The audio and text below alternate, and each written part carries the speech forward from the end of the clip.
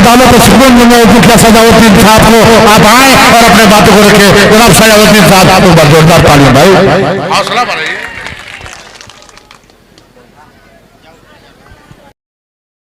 मंच पे बैठा हमारे पूर्व विधायक माननीय तौसीफ आलम, सीमांचल टाइगर। ये सीमांचल टाइगर नहीं, आज से इनका नाम एक और है। ये खतरों की खिलाड़ी है, खतरों की खिलाड़ी जनाब तौसीफ आलम। और मंच पे तमाम मेहमान और खास करके मैं आप लोगों का शुक्रगुजार हूं जो इतने दूर दूर से आए हैं।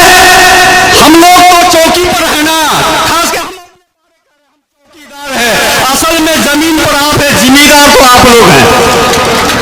आप लोगों की पैर की धूल अगर सर पर सजाए, चूंकि आप खुद मालिक हैं, किसी को बना भी सकते हैं तो किसी को बिगाड़ भी सकते हैं। आप में वो ताकत है। पूरा जिस्म है जरछल्ली, दर्द बेचारा सोच रहा है कहां से उठूं।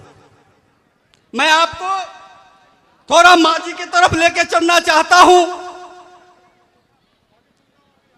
ये हिंदुस्तान में हम मुसलमानों को आतंकवाद कहा जाता है, दहशतगर्द कहा जाता है।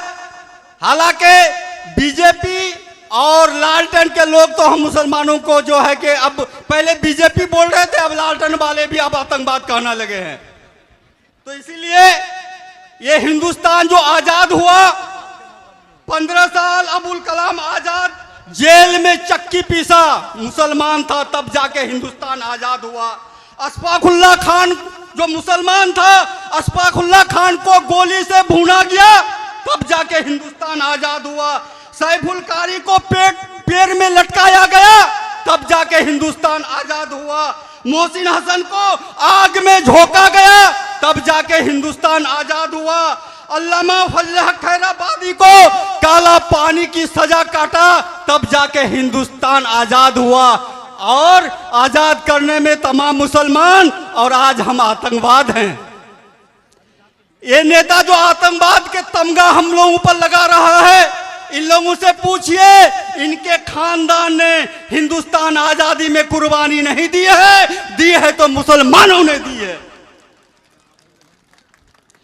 जाके और जो कह रहे हैं कि सबूत दिखाइए, सर्टिफिकेट दिखाइए, देशभक्ति दिखाइए, ए अनभक्तो जाओ दिल्ली के इंडिया गेट में जाके देख लो, 61,394 स्वतंत्रता सेनानी के नाम आज भी लिखा हुआ है।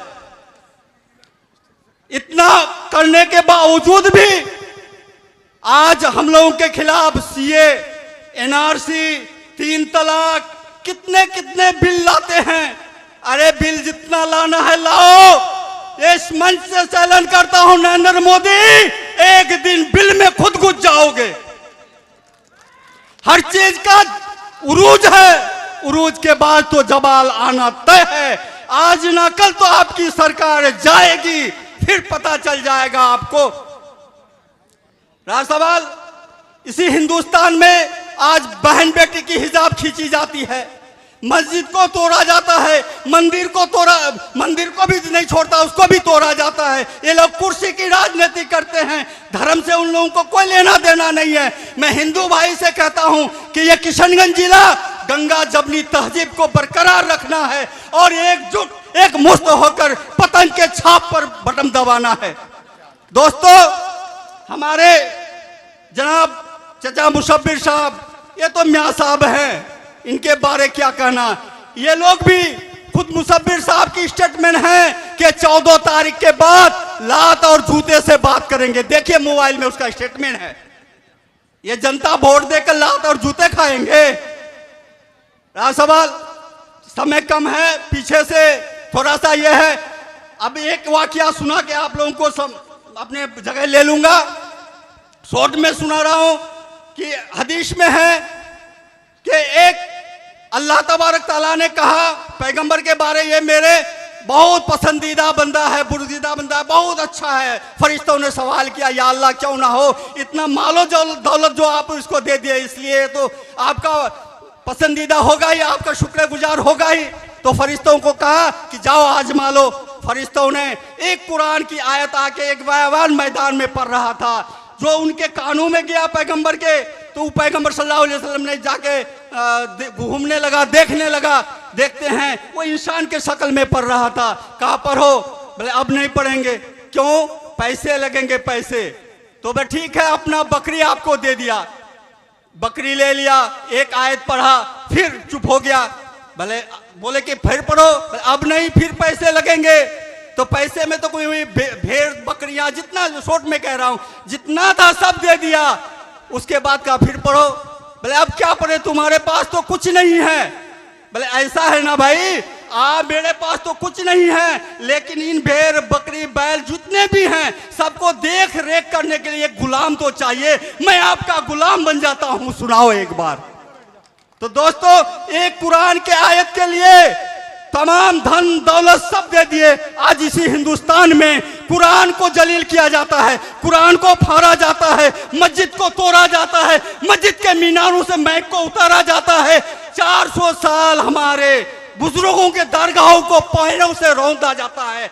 इसके लिए हमें गौरव फिक्र करना है। इसलिए मेरे दोस्तों, मैं आप लोगों से बस एक आयत के बदले में उन्होंने अपना तमाम माल धन दौलत दे दिया, लेकिन पूरे कुरान के हिफाजत के लिए, पूरे कुरान के हिफाजत के लिए आप लोगों से कुछ मांगेंगे, देंगे भाई?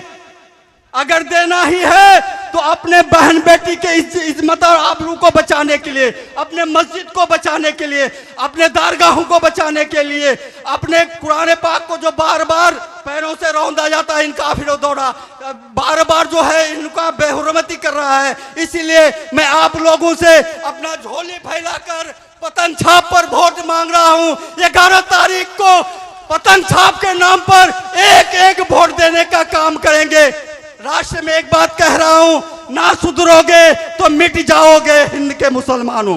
गौर करना मेरे शायर को, ना सुधरोगे तो मिट जाओगे ए हिंद के मुसलमानों, तुम्हारा दास्ता भी ना होगा दास्तानों में।